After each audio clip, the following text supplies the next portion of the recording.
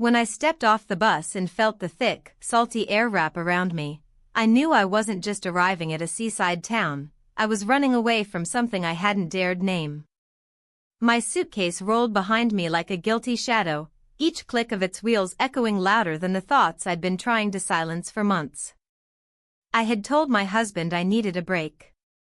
Not from him, I said, from the noise, from the routine, from the city. But deep down, I knew that wasn't the whole truth. He had nodded, distracted, scrolling through something on his phone as I packed. No kiss, no second glance. That absence lingered longer than any goodbye ever could. And now here I was, checking into a quiet little guest house near the coast, wondering who I was without the role I had been performing for decades. The woman at reception gave me a kind smile and asked if I was traveling alone. I paused, not because I was unsure of the answer, but because I suddenly realized how heavy that word felt, alone. I nodded. Yes. Alone. And that's where it began. Not the affair. Not the lie. But the unraveling. The slow, silent pull towards something I didn't yet understand, but knew I wouldn't be able to stop once it started. Before I tell you everything, the truth, the weight of it, and the choice I made that changed the shape of my entire life, leave a comment below and tell me, have you ever stood on the edge of a decision that made your heart race and your soul ache? A decision that you made not out of rebellion, but out of quiet, aching need? Let me show you how it all began. The room smelled faintly of sun-warmed wood and ocean air, a scent that should have felt comforting, but instead left me feeling strangely exposed. I sat on the edge of the bed, not yet ready to unpack, not yet ready to admit that I was really here. The window was open, and the wind played with the sheer curtains like curious fingers brushing against my skin. I leaned forward, elbows on knees, watching the waves in the distance, small, rhythmically breaking like a quiet metronome ticking away the hours I had stolen from my life. I hadn't told anyone where exactly I was going. My husband only knew it was somewhere coastal, and he didn't press. He never did. That used to comfort me, his trust, his stability, the predictability of our shared life. But somewhere along the line, his silence had stopped feeling like respect and started feeling like absence. Like he'd quietly withdrawn without letting me know he was leaving. I opened my suitcase slowly, mechanically, folding back layers of clothing as if each piece had something to confess. A swimsuit I hadn't worn in years. A sundress I had almost given away. The red lipstick I never applied anymore but packed anyway, not for anyone else, just for me. At least, that's what I told myself. The first night was uneventful. I wandered down to the boardwalk, found a small restaurant, ordered grilled fish I barely tasted, and watched couples pass by. Young ones holding hands, older ones walking in silence. I tried not to compare myself to them, but it was impossible. I was part of that last group, wasn't I? Comfortable, seasoned, practiced. I had once found pride in that, in the ease of our partnership.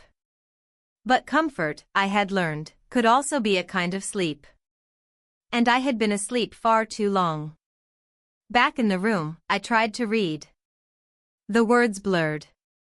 I scrolled through photos on my phone instead, most of them from years ago. My husband smiling on a hiking trail. Me, younger, hair wild from the wind, eyes crinkled with something that resembled joy. I didn't look like that anymore. Not really. Time had smoothed the edges of my face, but it had also dulled something inside. I barely slept. The bed was too soft, or maybe it was too empty. I wasn't used to so much space anymore. The next morning, I woke early. The town was still quiet, shops closed, streets rinsed with early dew. I wandered without a destination, drawn toward the sound of gulls and the pull of the ocean. On a small side street, I stumbled across a market, fruit vendors setting up, fishermen unloading the morning catch. There was a rhythm to their movement, a life so different from mine, so present. I watched a young man help an older woman lift a heavy crate, laughing as he did it. Something about the ease of his movements, the youth in his face, the lack of self-consciousness stirred something in me that I immediately tried to silence. I walked faster, guilt trailing behind me like smoke. At a small cafe, I ordered tea and sat outside. The owner, a kind-faced woman in her 50s, asked if I was vacationing. I hesitated. Vacation implied something leisurely, joyful. Just taking time, I said instead. She nodded knowingly, as if she'd heard that before. Later that afternoon, I returned to the beach. The wind was stronger now, sending sprays of salt across my cheeks and neck. I took off my sandals and stepped into the cold water, letting the numbness climb slowly up my calves. The horizon was endless, indifferent. I closed my eyes and imagined what it might feel like to keep walking, deeper and deeper, until the water erased every boundary of who I'd been. Someone called out, a sharp, sudden sound, and I turned, startled. A boy, no, a man, but young, jogged past with a surfboard under his arm. He nodded at me, smiled. Not flirtatiously, just acknowledging me. I nodded back. And yet, that tiny moment stayed with me longer than it should have. I hated that it did.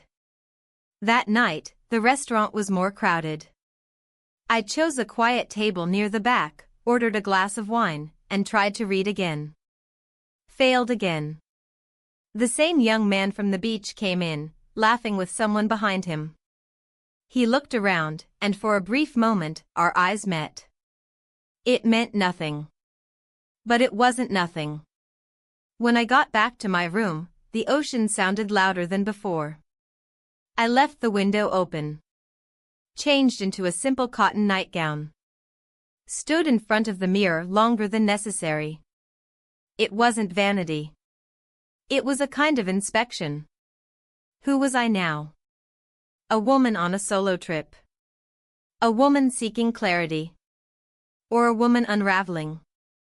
My phone buzzed. A message from my husband, all okay? That was it. 2 words. I stared at them, wondering what would happen if I replied, no. I didn't. Instead, I powered off the phone, curled into bed, and let the sound of the waves try to convince me I was still the same woman I'd always been. But something in me already knew I wasn't. The second morning arrived with the same quiet light pouring through the curtains, but something in the air felt different. Maybe it was me. I moved slower, taking my time to choose a dress I hadn't worn in years, pale blue linen, soft from age. I brushed my hair longer than necessary, noticing how the gray strands glinted in the sunlight, how my skin folded gently at the corners of my eyes. I didn't feel ashamed of it, not today.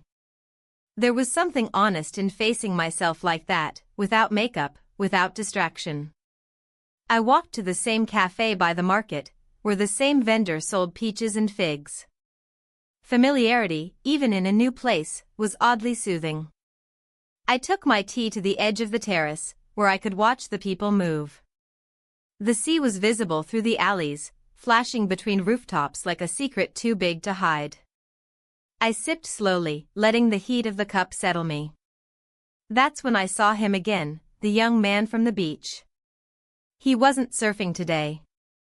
He was in a simple white t-shirt and worn jeans, hair still damp, carrying a bag of bread.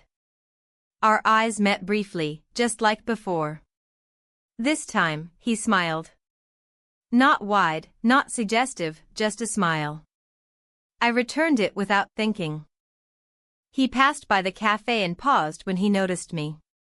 "You're the one who stood in the water yesterday," he said. His voice was clear, slightly raspy, as if he'd been laughing all morning. I nodded. That was me. He glanced at the empty seat across from me. "Mind if I sit?" I hesitated for just a moment, then gestured to the chair. He placed the bag on the table and sat, folding his long legs with ease. He smelled faintly of salt and sun, like the morning itself. I'm Liam, he said. I work down at the surf rental shop. You here on vacation? Yes, I said. Well, not exactly. Just taking some time. He nodded, as if he understood more than I was willing to say. Good place for that. Quiet, but not boring. I smiled. It's beautiful. I'm just not used to being alone this much. His eyes softened. Sometimes quiet is the only way to hear yourself again. We talked for a few more minutes. Nothing profound: weather, favorite beaches, the best place to get grilled sardines. But there was an ease in his tone, and a lack of pretense that I hadn't experienced in a long time. No expectations. No performance. Just words drifting between strangers who didn't owe each other anything. Eventually, he stood and picked up the bag. Enjoy your tea, he said. Maybe I'll see you around. I nodded again, unable to say much else. My heart beat faster than it should have. Not because he was young or charming, but because someone had noticed me. Really noticed me. It was like a breath I hadn't realized I was holding had finally been released. I spent the rest of the morning walking along the shoreline, shoes in hand, the sand cool and damp beneath my feet. Children ran past, laughing, their parents trailing behind with towels and sunscreen. I passed couples lounging on beach towels, whispering to each other, reading, dozing in the sun. I watched them all and wondered if they knew how lucky they were, not to be young or beautiful, but to be wanted. To be chosen. Back at the guest house, I showered, then sat on the small balcony with my notebook. I hadn't written in years. Not really. I used to journal, especially when I was younger. But marriage, work, routine, they'd all chipped away at that habit. Now, words came slowly. I didn't try to be poetic. I just wrote down what I saw, what I remembered, what I missed. My husband texted in the afternoon. Hope you're resting. Love you. I stared at the message, wondering what kind of love it was. Familiar. Loyal. Expected. But was it enough? Could love grow silent like that, still present but unreadable? I didn't reply. Not out of cruelty, but because I had no words that didn't feel borrowed. That evening, I returned to the boardwalk and chose a different restaurant. It was smaller, tucked between two art galleries, with only a few tables outside. I took a seat in the corner, ordered a glass of white wine, and watched the sky shift colors as the sun lowered. Halfway through my meal, a voice said, "You again." I looked up. It was him, Liam, holding a takeout bag. Mind if I sit? He asked again, grinning. I raised an eyebrow. Don't you ever eat at home? Not when I can crash someone else's dinner, he replied, and sat without waiting for permission. We talked more this time. He told me about his father's bakery, about growing up near the sea, about the year he tried to move to the city and came back 2 months later, hating the noise. I told him small things, that I was married, yes, that I used to teach, that I liked the smell of old bookstores and strong tea. He didn't ask more than I was willing to give. And somehow, that made me want to give more. After dinner, we walked together for a bit. The sky was deep blue now, the first stars flickering above the rooftops. He stopped near a low stone wall overlooking the sea. You know, he said, you don't look like someone running away. I looked at him. How do I look, then? Like someone remembering how to breathe. We stood in silence. The kind of silence that wasn't awkward, just full. Heavy in a way that made the air feel thick. He turned to me, eyes searching. And then, we kissed. Just that. No more, no less. We kissed. And it was enough to make my skin burn and my knees feel unsteady, but not because of him. Because of me. Because I had let it happen. Because I had wanted it to. I pulled away first. He didn't protest. Just nodded slightly and stepped back. "Good night," he said softly, before walking away. I stood there for a long time, watching the sea, feeling the weight of what I had done, not with my lips, but with my heart. That night, in bed, I couldn't sleep. I didn't cry. I didn't panic. I just lay there, listening to the ocean, trying to understand who I had become. And what that meant for the life I had left behind. The morning sun crept in slowly, casting long lines across the floor, soft and warm like a hand brushing my shoulder. I lay in bed longer than usual, not asleep, but not quite awake either. My body felt different, not physically, but as if it was holding a secret just beneath the skin. I stared at the ceiling, watching the light shift. The memory of the kiss lingered like salt on my lips, subtle but impossible to ignore. I wasn't proud of it. But I didn't feel ashamed either. What I felt was harder to name, like something had been unlocked in me. It wasn't just about him. It was about being seen. Desired. Noticed in a way I hadn't been in years. My husband used to look at me like that. At least I think he did. But lately, his gaze passed through me like I was furniture in a room he'd lived in too long. After a long shower, I dressed with care. Not for anyone, that's what I told myself, but because I wanted to feel present in my own skin. A cotton blouse, loose linen trousers, a necklace I hadn't worn in years. I skipped makeup, left my hair tied up. The woman in the mirror looked composed. But behind her eyes, something stirred. Down at the cafe, I chose a table near the edge of the terrace, away from where I usually sat. I needed distance. Perspective. As I sipped my tea, I tried to settle my thoughts. The kiss had happened, yes. But it didn't have to mean anything more. It could end there. Just a moment, like a photograph you never print. But that idea unraveled quickly when I saw him walking up the street, bag slung over his shoulder, eyes scanning the crowd. He spotted me almost instantly and slowed. He didn't approach. Just lifted a hand in a casual wave and walked past, his expression unreadable. I let out a breath I hadn't realized I was holding. Relief, maybe. Or disappointment. I finished my tea in silence and wandered through the town, letting the rhythm of daily life distract me. Children chased pigeons across the plaza, shopkeepers arranged displays of ceramics and scarves, the scent of grilled fish hung in the air near the harbor. I bought a book from a tiny shop, something I wouldn't normally pick, a travel memoir written by a woman who'd left everything behind in search of herself. It felt cliché, but the irony was fitting. By midday, the heat pressed down hard, and I took refuge in a shaded alley near the old chapel. I sat on a stone bench and read until the shadows shifted. My phone buzzed. A message from my husband. "Busy morning. Thinking of you. How's the sea?"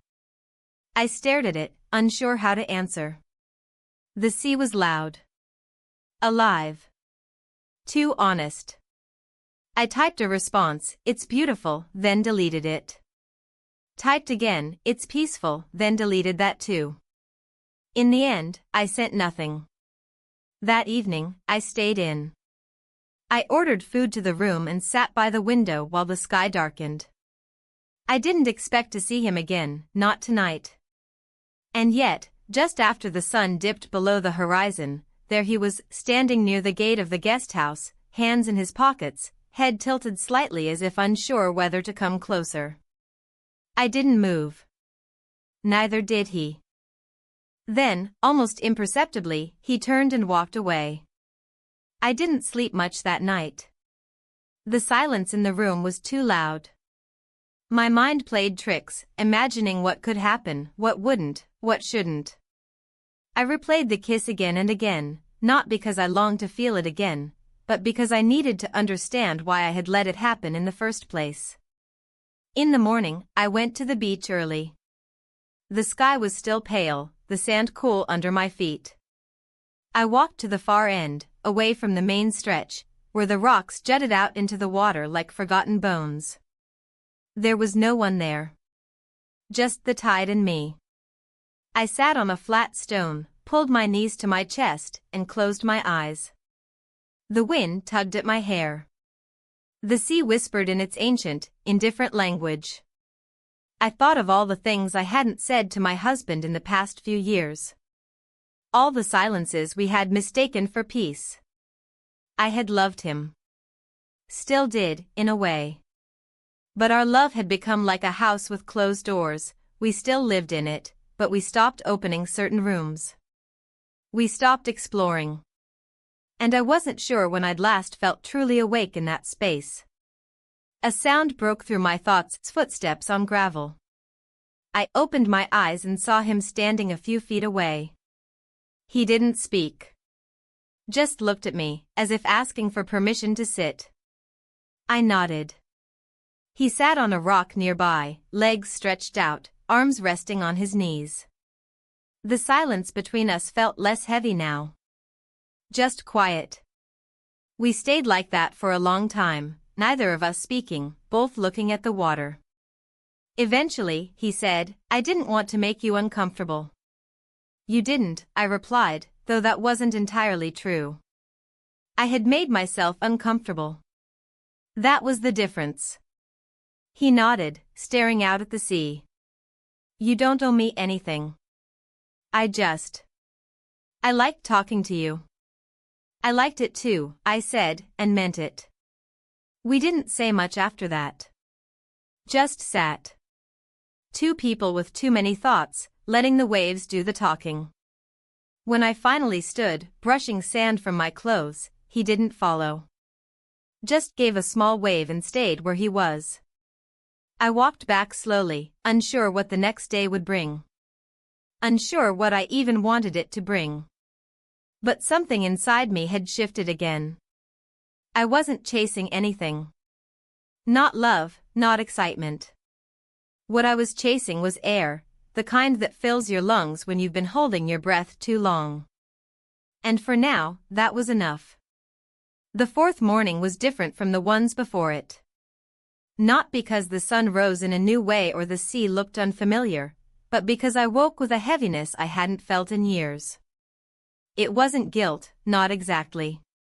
It was the weight of awareness. The quiet recognition that something inside me had cracked open, and now I had to carry what spilled out. I moved slowly through my morning rituals. Showered. Dressed.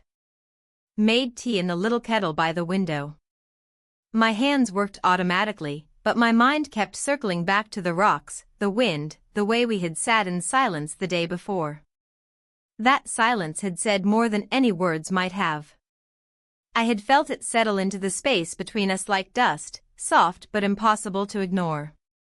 I hadn't heard from him since. He hadn't come to the cafe or passed by the guest house. Part of me expected that. Part of me feared it.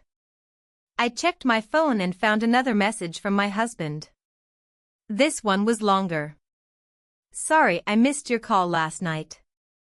I was finishing up some things. Hope you're resting well. Let me know if you need anything. I'm thinking of you." He was kind. Thoughtful, even. But something in his tone felt detached. As if he was checking a box, not reaching out. Or maybe I was reading too much into it.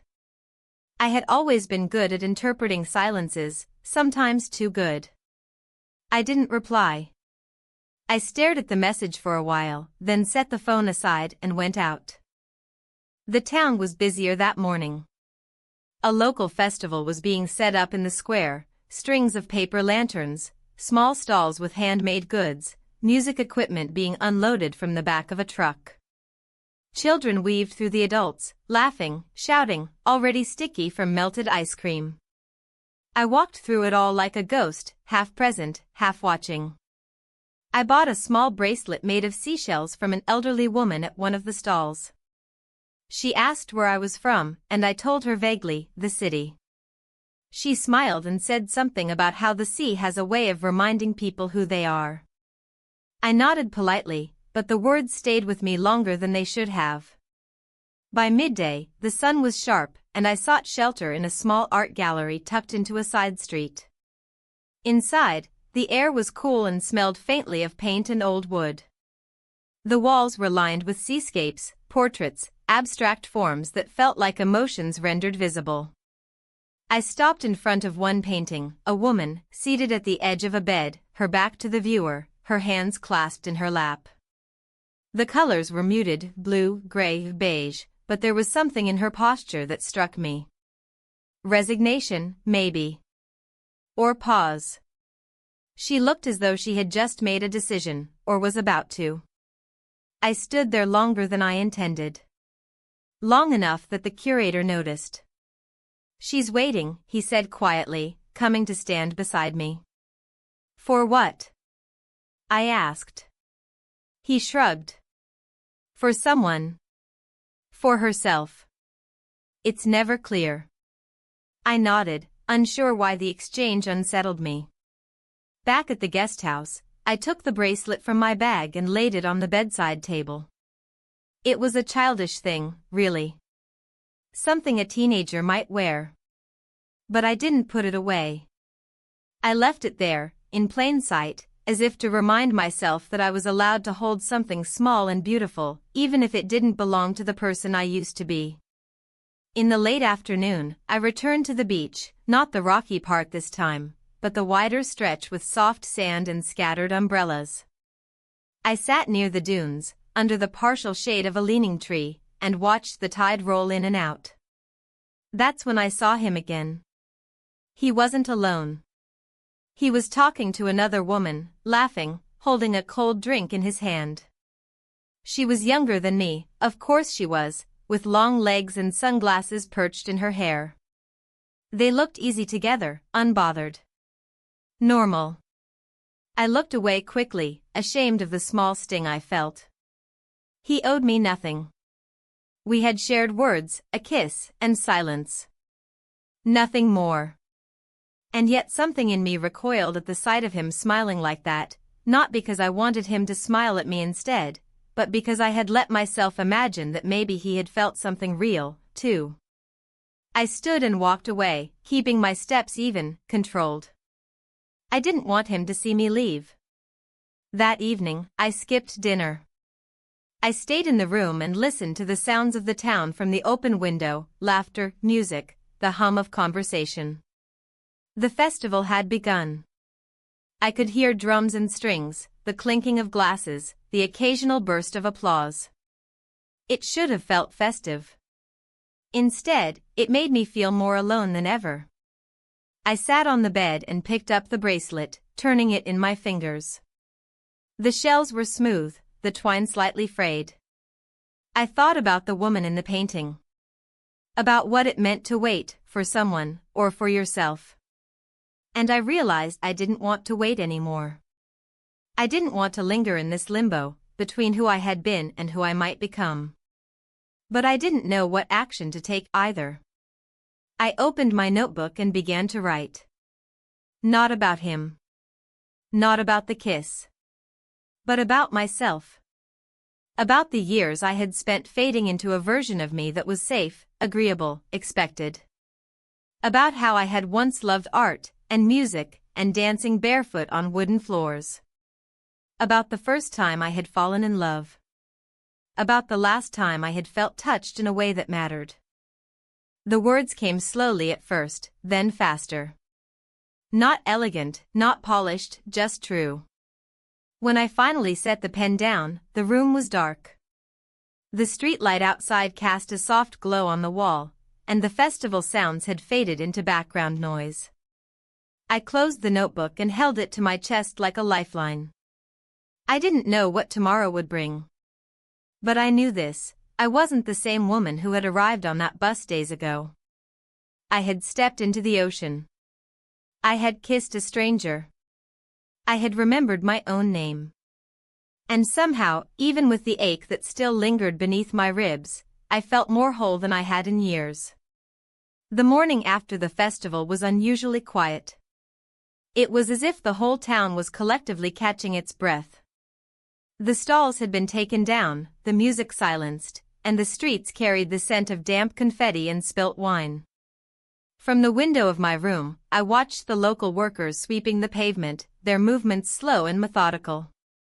It reminded me of the way I felt, as though something inside had been scattered and now needed collecting piece by piece.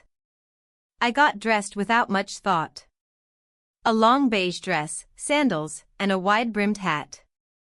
I didn't bother with jewelry or makeup. There was no one I was trying to impress. The truth, though, was more complicated. I wasn't trying to be seen, but I didn't want to be invisible either. Downstairs, the cafe was quiet. I sat at a corner table, ordered coffee and a croissant, and opened my notebook, not to write this time but just to hold something in my hands. The pages still smelled faintly of ink. The memory of what I had written the night before lingered in me like the aftertaste of a strong drink. It had been honest. Raw. And maybe, for now, that was enough. I was halfway through my coffee when I saw him. He came down the street from the harbor, alone this time, walking with a kind of slow certainty that suggested he hadn't come by chance. Our eyes met through the glass before he even reached the cafe. He hesitated, then turned into the doorway and walked toward me. He didn't ask to sit this time. He just looked at the chair opposite me, and I nodded once. He sat. Neither of us spoke at first. The silence wasn't tense, but it wasn't comfortable either. It was filled with the things we hadn't said the day before, and maybe things we wouldn't ever say. He rested his arms on the table and looked down at his hands. "I didn't expect to see you again," he said. I let that settle before replying. "Neither did I." He nodded, then looked at me. "You looked upset yesterday." "At the beach." I didn't answer immediately. I wasn't sure what version of the truth I was willing to offer. So I chose the safest one. I was just surprised. "She's a friend," he said, quickly. "From school. She was only visiting for the day." I looked away. Not because I doubted him, but because I wasn't sure it mattered. The issue wasn't the girl, or even the laughter. The issue was that I had begun to expect something, and I hadn't realized it until that moment. That's what made it dangerous. Not the kiss. Not the attention. The quiet assumption that he might belong to me in some undefined way.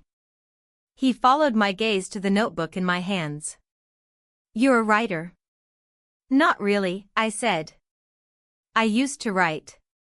Then I stopped. Now I'm just remembering how."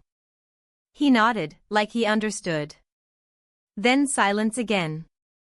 Eventually, he stood. "Want to walk?" I hesitated.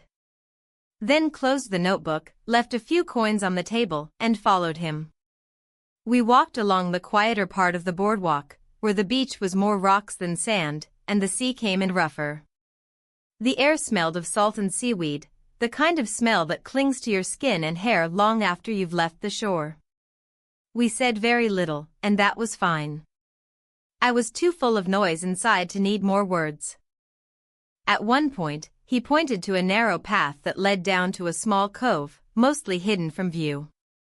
We took the steps carefully, the stones still slick from morning mist. At the bottom, the cove opened like a secret, a small patch of sand framed by jagged rocks, the water calm and clear. There was no one else. I stepped out of my sandals and walked to the edge of the water.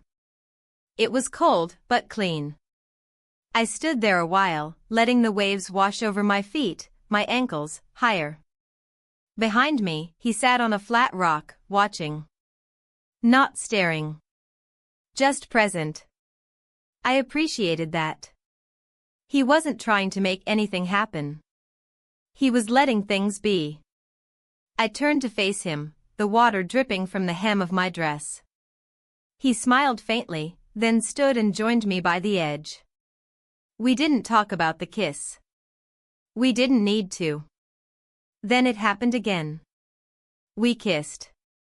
No discussion. No lead up. Just an unspoken agreement in the way we moved toward each other. It was different this time. Not tentative. Not curious. Just quiet. Solid. It lasted a moment longer than it should have, and when it ended, we both stepped back at the same time. There was no apology. No promise. I picked up my sandals, and we climbed the path again. Back at the top, the town lay ahead of us, sun-drenched and busy. We paused there, just before rejoining the world. I'm leaving in a few days, I said. He nodded. I figured. We stood in silence once more, the breeze tugging gently at my dress. I'm not sure what this is, I said quietly. Maybe it doesn't have to be anything, he replied. Maybe it just was. I nodded. That answer both comforted and hurt me in equal measure. We walked back together, but when we reached the cafe where we'd started, we didn't say goodbye. He turned left, I went right. In my room, I lay on the bed and stared at the ceiling. My mind didn't race. It didn't panic. It just processed. It had happened again. And I wasn't sorry. But I wasn't sure I was ready for what came next. The day after the second kiss arrived clouded, the sky pale and uncertain, like it, too, was struggling to decide what came next. I woke with a strange tightness in my chest, not panic, not dread, but something close to urgency. I didn't feel like lingering. I dressed quickly, pulling on jeans and a soft gray blouse, tying my hair up without much care. I skipped the cafe. Skipped the beach. I needed air, but not the kind that clung to salt and memory. I needed stillness. I walked inland, away from the water, through winding streets I hadn't yet explored. The town expanded quietly the farther you moved from the sea. Stone walls grew older. Windows opened into silence. There were fewer tourists, fewer distractions. Here, the air smelled of eucalyptus and dust. I passed a small bookstore, its windows fogged slightly from the cool morning air. I went in without thinking. The smell hit me instantly, paper, ink, time. I let my fingers drift along the spines of books in languages I only half understood. I wasn't looking for anything, really. But then I found it, a slim volume of essays, worn and delicate, with a woman's name handwritten on the inside cover. It felt abandoned and important at the same time. I bought it. With the book in my bag, I kept walking. I passed a florist with buckets of pale lilies and tiny wildflowers, a bakery where the scent of warm bread made my stomach twist. I hadn't eaten. I didn't want to eat. I wanted space. Eventually I reached a quiet park, tucked behind an old church. There were benches under large olive trees, and not another soul in sight. I sat, pulled the book out, and opened to a random page. The first line read, "When a woman chooses stillness, it is not always because she is at peace. Sometimes she is simply preparing for war." I closed the book again. Too soon. I thought about the night before. About the walk, the cove, the way our lips had met like an exhale. It hadn't been reckless. It hadn't been romantic. It had simply been. But that simplicity only existed in the moment. Outside of it, everything was complicated. He was young. I was not. He was free. I was not. He had nothing to lose. I had a life, a name, a history I carried like luggage I hadn't unpacked in years. I reached for my phone, opened my messages, scrolled up. My husband's last note was still there. "Thinking of you. Let me know if you need anything." I hadn't answered. I still didn't know how. I typed, "I'm fine. It's beautiful here." Then deleted it. I tried again, "I'm okay. Just taking time." I deleted that too. Nothing I wrote felt honest without being dangerous. A bird landed on the edge of the bench, blinked at me, then flew away. I watched it go. I stayed there until the clouds thinned and the light turned golden. On the way back, I passed a small store and bought a bottle of local wine, a loaf of bread, some fruit. Not because I was planning anything. Just because I wanted the comfort of preparing something simple with my own hands. When I returned to the guest house, there was a note at the reception. Folded once, my name on the front. The handwriting was careful, unfamiliar. I took it upstairs and opened it in the quiet of my room. "If you'd like to talk, I'll be at the pier around sunset. If not, I understand." There was no name, but I didn't need one. I set the note on the table and poured a glass of wine. It tasted dry and bright, like the air after rain. I sat by the window and watched the shadows grow longer. For a while, I wasn't sure if I'd go. Not because I didn't want to see him, but because I didn't know what I needed anymore. Everything inside me felt like sand, always shifting, never still long enough to build anything solid. But when the sun began its descent and the world turned golden orange, I found myself standing. Reaching for my shawl. Walking. The pier was nearly empty. A few fishermen were packing up. Gulls circled overhead, crying against the dying light. He was there, leaning against the railing, looking out at the horizon. He didn't turn when I approached. I stopped beside him and followed his gaze. The sea was calm, soft ripples like silk, glowing with color. "I wasn't sure you'd come," he said, finally. "I wasn't either." He nodded. We stood in silence. "I'm leaving tomorrow," I said. His face didn't change. "I know. I booked the ticket this morning." Still, he said nothing. After a while, he spoke again. "Do you regret any of it?" I didn't answer right away. I had to sift through layers of thought. "No," I said quietly. "I don't." "Me neither." More silence. But it wasn't hollow. "I don't know what I was looking for when I came here," I continued. "But I found something. Maybe not what I expected. Maybe not what I wanted. But something." He looked at me then. Not with sadness, not with longing. Just recognition. "I'm glad," he said. "Truly." The wind picked up. I pulled my shawl tighter. "I should go," I said. He didn't stop me. I walked back through streets now touched with dusk, the light dimming, the town settling into sleep. In my room, I packed slowly. I folded the book carefully. Placed the bracelet on top. Tucked the note into my wallet. When I lay down in bed, I didn't feel torn. I felt real. I didn't know what I would say to my husband. I didn't know what would change when I got home. But for the first time in a long while, I felt like someone who had made a choice, not a perfect one, not a clean one, but mine. And that, I thought, was a start. The morning of my departure began not with a suitcase or a schedule, but with stillness. I had expected to feel frantic or overwhelmed, maybe even relieved, but instead I felt strangely calm, as if the decision had already been made days before, and my body was only now catching up. I rose before the alarm, the light outside still soft and blue, the air in the room tinged with the scent of salt and linen. I moved deliberately, folding each item of clothing with care, placing things into the suitcase in the reverse order of how they had come. The dress I had worn that first day went in last. I picked up the bracelet, hesitated for a moment, then slid it into the side pocket. The book stayed in my purse, close.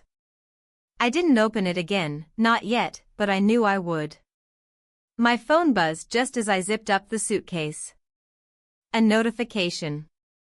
A message from my husband. Let me know what time your train gets in. I'll pick you up. It was short. Practical. Nothing more than it needed to be. But for the first time in a while, it didn't feel like avoidance. It felt like a door. Slightly open. I replied with the time. No emoji. No extra softness. Just facts. I pressed send and stared at the screen until the little delivered mark appeared. Then I turned off the phone and slid it deep into my bag. Downstairs, the guesthouse owner gave me a polite smile as she handed me a paper bag with fruit and bread. I thanked her, not just for the food, but for the quiet kindness she had offered over the last few days. She didn't ask questions. She had seen me come and go with someone, and now she saw me leaving alone. That was all. The streets were mostly empty as I walked toward the station. My suitcase rolled quietly behind me, each turn of the wheels ticking down the time I had left here. The town felt different now. Not because anything had changed, but because I had. Every alley, every cafe, every view of the sea held traces of something I couldn't quite name. Not memories exactly. Not regrets. Just a presence. A version of me that had existed briefly and fully here. The platform was quiet. A few travelers stood at a distance, watching the tracks, sipping coffee from paper cups.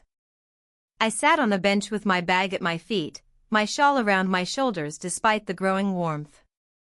I didn't read. I didn't look at my phone. I simply waited. When the train arrived, I stepped inside without hesitation. Found my seat. Settled near the window. As the town slipped away behind me, I kept my eyes on the landscape, not wanting to blink. I wasn't trying to hold on. I just wanted to witness the letting go. Hours passed. Towns blurred into fields, into tunnels, into cities. I ate the fruit from the paper bag slowly, drank water from a warm bottle, and let the rhythm of movement soothe me. I didn't sleep. My body was tired, but my mind was still tracing the edges of what had happened. Not replaying it, but absorbing it. Allowing it to exist without trying to reshape it into something neater. By the time we arrived at the final station, the sky had dimmed into soft lavender. I stepped onto the platform with the same suitcase, the same clothes, the same face, but I knew I wasn't returning as the same woman. He was there. My husband stood near the entrance, looking slightly out of place in the crowd. He held his phone in one hand, the car keys in the other. When he saw me, he didn't smile right away. He just nodded. I nodded back. We walked to the car without words. The suitcase fit easily in the trunk. Once we were inside, he adjusted the mirror and started the engine. Still no words. But the silence wasn't tense. It wasn't cold. It was something else, familiar, but newly uncertain. After a few minutes, he asked, "Good trip?" I looked out the window before answering. Yes. It was what I needed. He nodded. I figured. The drive home was quiet. Not because we didn't have anything to say, but because we didn't want to rush it. There would be time. Or there wouldn't. But we both seemed to understand that words spoken too soon would fall flat. At home, everything was the same. The furniture. The hallway light left on. The faint scent of the detergent we'd used for years. My slippers were still by the door. The house hadn't missed me. But as I walked inside, I realized I had missed it, not the space, but the weight of belonging somewhere. He brought in my suitcase and left it at the base of the stairs. Then he paused, hand on the rail, as if considering whether to say something or retreat. I made soup, he said finally. In case you're hungry. I nodded. Thank you. I'll warm it up. He disappeared into the kitchen, and I stood there for a long moment, surrounded by the ordinary, feeling anything but. Later, at the table, we ate slowly. The soup was familiar, lentils and carrots and the same herbs he always used. It tasted like home, but not in the comforting way it used to. More like a song you once loved and now heard differently. He asked about the town, the food, the weather. I answered simply. He didn't push. We both danced around the center of things, careful not to step on a crack. After dinner, I went upstairs alone. I unpacked slowly, placing things back into drawers, into closets. When I reached the bracelet, I paused. I held it in my palm, then placed it in the back of a drawer, under a scarf. I didn't hide it. I just let it rest. Before bed, I sat by the window and opened the book I had bought. I reread that line, about stillness and war, and smiled. Not because it was dramatic, but because it was true in its own quiet way. That night, as I slipped under the covers, he reached out and turned off the light. Then he reached again, touching my hand. Lightly. Not a claim. Not a demand. Just a gesture. I didn't pull away. We didn't speak. But the space between us felt a little less silent. A little more open. And for the first time in a long time, I let myself fall asleep without holding on to anything but breath. The morning routine resumed almost as if I had never left. The familiar sound of the kettle boiling, the soft thud of drawers opening and closing, the rustling of the newspaper being folded in half, all these things met me like ghosts of a former self. I moved through them with quiet precision, noting how the body remembers even when the mind hesitates. He was already in the kitchen, pouring coffee into 2 mugs. He handed me one without a word, his eyes scanning the headlines instead of meeting mine. I took it, sat down, and watched the steam rise, curling into patterns that vanished as quickly as they formed. The silence between us wasn't strained. It was measured. As if we were both waiting to see who would speak first, who would decide which direction we were now facing, forward or back. I noticed small things. The plate of toast he'd made for me without asking. The way he pushed the sugar bowl a little closer to my side. None of these were new gestures. He had done them for years. But now, they felt oddly intimate, like touch without touching. After breakfast, I went upstairs and stood in front of the mirror for a long time. I hadn't done that in days. Maybe weeks. The woman who looked back at me wasn't someone I didn't recognize. But she was altered. Not in appearance, but in presence. Something softer, something heavier. She was someone who had crossed a line, not a moral one, but a personal one. A threshold of knowing. I reached for the drawer, opened it, and saw the bracelet sitting beneath the scarf. I didn't take it out. I only looked at it for a moment, then closed the drawer again. It had served its purpose. It had been a symbol, now it was only a thing. The hours passed slowly. I did laundry, wiped down the kitchen counters, organized a drawer that didn't need organizing. He worked from the living room, as he often did.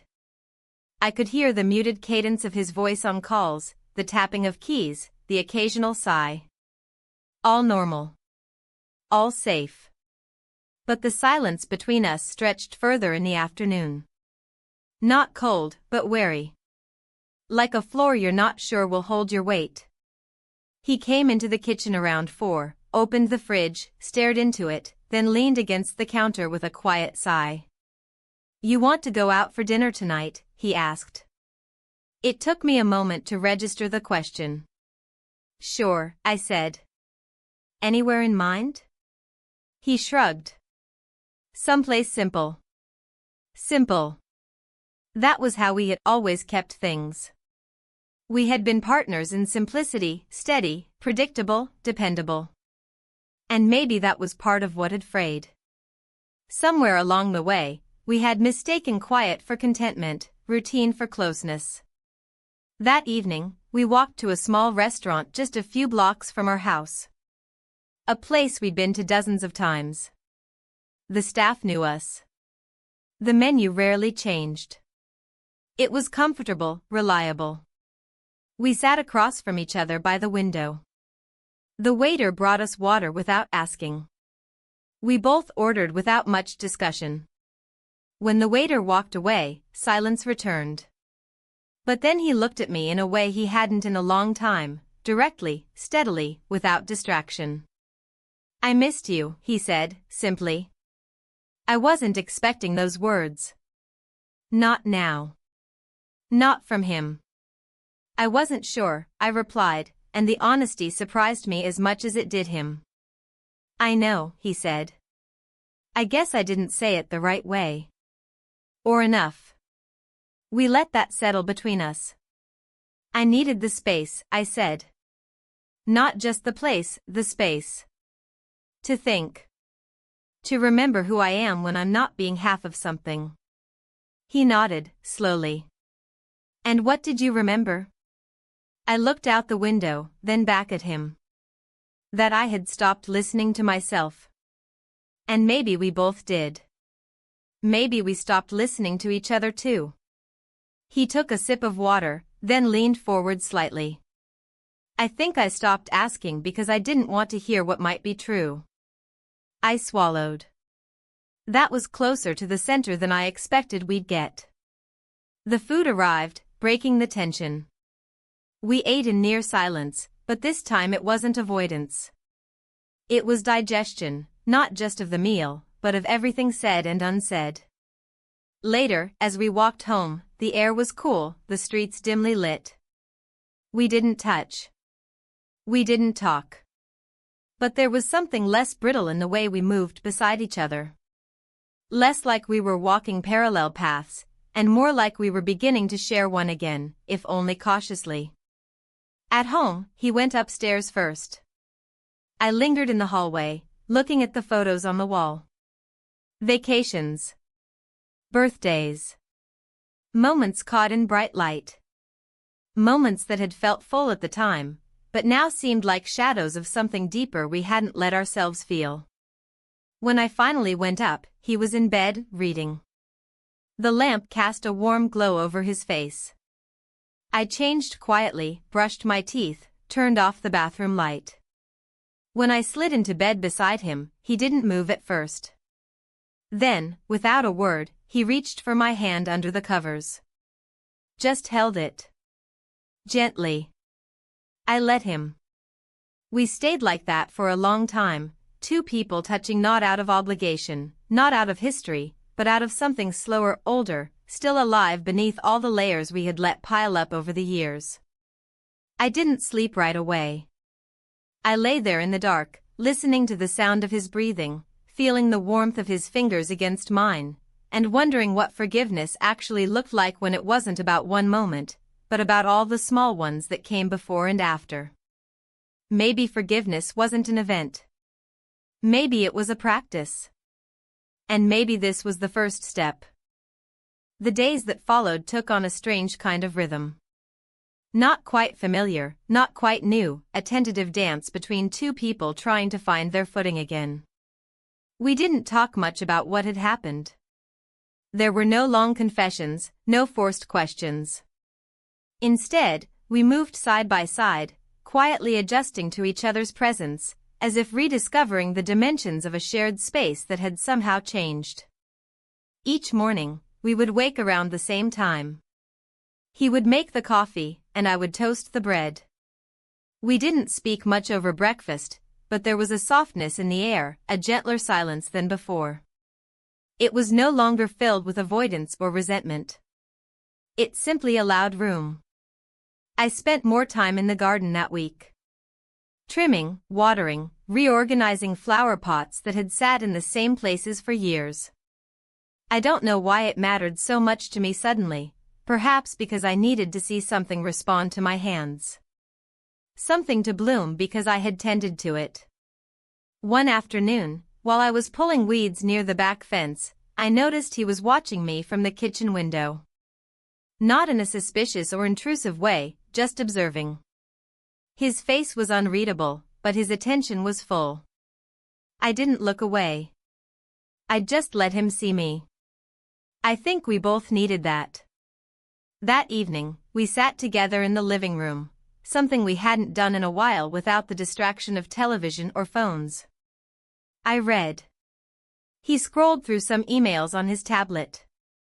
At one point, I looked up from my book and asked if he remembered the trip we took to the coast years ago, before we were married, when we still argued about music and road directions, and everything felt urgent and new. He smiled faintly and said, "The car broke down. And we spent half the night in that awful diner." I laughed. "We fought for hours. And then you fell asleep on my shoulder with ketchup on your sleeve," he added. The memory warmed something in both of us. It wasn't a grand moment. But it was real.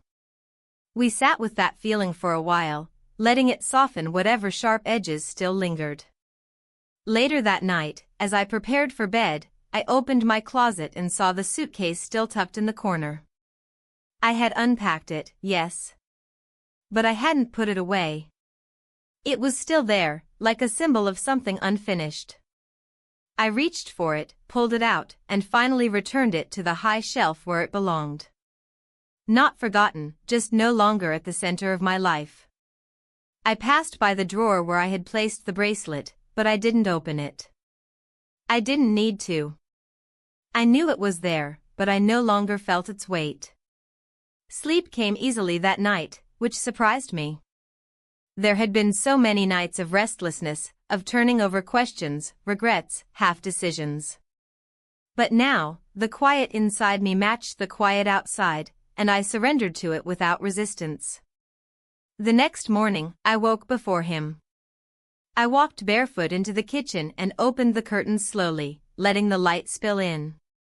The sky was clear, the early sun brushing the tops of the trees in golden hues. I stood there for a long time, holding a mug of warm tea, watching the light change. At some point, I realized I had stopped waiting for the past to explain itself. I wasn't looking for reasons or justifications anymore. I had stepped outside of that loop. What mattered now was the life I chose to live from this point forward, not to erase what had happened, but to grow through it. Around mid-morning, I went out for a walk alone. I didn't tell him where I was going, and he didn't ask. There was a quiet understanding now, a trust that didn't need to be spoken. The streets were calm. Familiar. I passed the bookstore where I used to stop once a week without fail, back when I made time for things like that. I went in. Nothing had changed.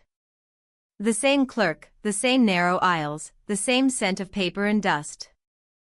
I browsed without intention, letting titles call to me. I picked up a novel about solitude and survival. The irony didn't escape me. I bought it without flipping past the first page. On the way home, I stopped at the small grocery shop on the corner. Bought tomatoes, basil, a fresh loaf of bread. I hadn't planned dinner, but somehow I already knew what I wanted to make. Not for him. Not for us. Just something I wanted to taste. Back in the kitchen, I cooked slowly, with the windows open, letting the scent of herbs and garlic drift into the house. He came downstairs at one point, leaned in the doorway, watched me for a moment, then joined me silently. He chopped onions. I stirred the sauce. No words passed between us, but we moved around each other with quiet ease. We ate at the kitchen table, not the dining room. I poured wine. He refilled the breadbasket. At one point, I laughed at something I had said, not because it was especially funny, but because I felt light. He looked at me with a kind of wonder I hadn't seen on his face in a long time. After dinner, we didn't rush to clean up. We lingered. Shared the last of the wine. Talked about nothing in particular. He told me about a colleague's terrible presentation. I told him about a podcast I'd listened to while walking. Ordinary things. Unremarkable. And yet, I felt more connected to him in that hour than I had in months. When we eventually stood to wash the dishes, he reached for my hand again. It was such a simple gesture. No weight behind it. Just connection. I let him hold it for a few seconds before gently letting go, picking up a towel, drying a plate. That night, I went to bed without thinking about the past. I didn't question the choices I had made. I didn't imagine other versions of my life. I simply turned off the lamp, pulled the blanket around me, and let the stillness take me. There was peace there. Not resolution, not closure, but peace. And in that moment, it was enough. It was a Tuesday when I truly noticed it, the absence of that constant hum inside me. For weeks, maybe longer, there had always been a low vibration under my skin. A restlessness, a guilt, a silent push and pull between two selves. That morning, as I stood at the kitchen window watching a light drizzle tap against the glass, I realized it was gone. Not forgotten. Not erased. But quiet. The house was still. He had left for work earlier, leaving behind the faint scent of his aftershave and a note on the counter. Dinner tonight? Just us. I had read it once, then turned it face down. Not because I didn't want to go, but because I didn't want to think about it yet. I needed the day to be mine first. I made coffee, sat with my journal open, and stared at a blank page for a long time before writing. The words that came weren't grand or poetic. They were simple. Honest. Observations. Fragments of thought. I wrote about the quiet. About the sensation of breathing without second-guessing every inhale. I wrote about the way forgiveness doesn't arrive in a single moment, but seeps in slowly, like light through thick curtains. I didn't write about him, the one from the sea town. I didn't need to. His presence in my life had already left its imprint. He had been a mirror, a flare, a soft disruption. But he was not the story's ending. He was the page I needed to turn in order to keep going. Around noon, I went for a walk. The drizzle had stopped, leaving everything damp and fragrant. The pavement smelled of wet earth, and the trees leaned slightly under the weight of leftover rain. I walked without purpose, letting the neighborhood unfold around me in familiar patterns, fences I had passed 1,000 times, dogs I had greeted through gates, the way ivy curled around a red brick wall 3 blocks from our house. I passed a small boutique I had never entered before. Inside, the walls were lined with hand-woven scarves, ceramic bowls, and stationery that looked too beautiful to write on. I picked up a pale blue notebook, ran my fingers along its textured cover, and bought it without hesitation. I didn't need it. But I wanted it. Back home, I placed the notebook on my nightstand. A promise to myself, maybe. A space to fill slowly, deliberately, without urgency or pressure. In the afternoon, I sat by the living room window with a book. The sunlight broke through the clouds and cast long, golden shapes on the floor. I read without distraction, without checking the clock. I lost myself in the story. That used to happen all the time, but recently, it had become rare. Today, it returned like a friend I hadn't realized I missed. He came home just before 6. I heard his key in the door, the creak of shoes coming off, the familiar exhale he always released when he stepped inside. I didn't rush to greet him. I waited. Let him come to me. He found me in the kitchen, finishing the last of the dishes from lunch. He leaned in the doorway, like he had that first evening after I returned. But this time, he stepped closer. "You still want to go?" he asked. I dried my hands and nodded. Yes. The restaurant he had chosen wasn't fancy. A quiet corner place with dim lighting and soft jazz playing overhead. We sat at a small table near the window, and the waiter brought menus we barely looked at. We each ordered something safe, something we had probably eaten dozens of times before. It didn't matter. What mattered was the way he looked at me, not with expectation, not with suspicion, but with something else. Attention. Noticing. We talked about simple things at first. Work. The weather. A neighbor who had trimmed his hedges unevenly again. But then, somewhere between the main course and dessert, the conversation shifted. "I've been thinking," he said, carefully, "about us. About all the years." I set my fork down and met his eyes. "I think we were both on autopilot," he continued. "Not because we stopped caring, but because we thought caring was enough." I nodded. It stopped being active. It became a background noise. He smiled, but it was sad. I kept thinking we were okay because we weren't fighting. But sometimes silence is worse. I looked out the window. The world outside was quiet, but alive. A couple walked by holding hands. A boy chased a dog down the sidewalk. A man lit a cigarette beneath a street lamp. "I don't want to go back to the way it was," I said softly. "Me neither," he replied. We paid the bill without rush. Walked home slowly, side by side, saying little. But this time, the silence felt earned. Full. At home, I went upstairs first. Changed into a soft sweater, washed my face, stood for a moment looking at the small bracelet tucked in the drawer. I didn't take it out. But I didn't hide it either. Downstairs, he made tea. Brought 2 cups to the couch. We sat with a cushion between us. He sipped quietly, then set his cup down. "I know I don't need to ask. But I want to. Are you okay?" It took me a moment to answer. "I'm not the same," I said. "And I think that's a good thing. But I don't know what comes next." He nodded. "We'll figure it out. Together." I believed him. Not because he said it. But because he was here, and so was I. Both of us choosing, not coasting.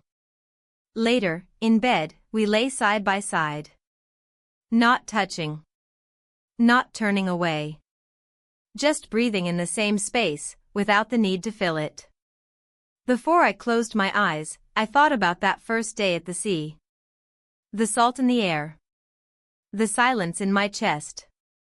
The way the world had shifted ever so slightly, the moment I allowed myself to listen. And now, lying here, I knew, nothing had been undone. Not the past. Not the guilt. Not the truth. But something had been rebuilt, slowly, quietly, honestly. Not a return. A beginning.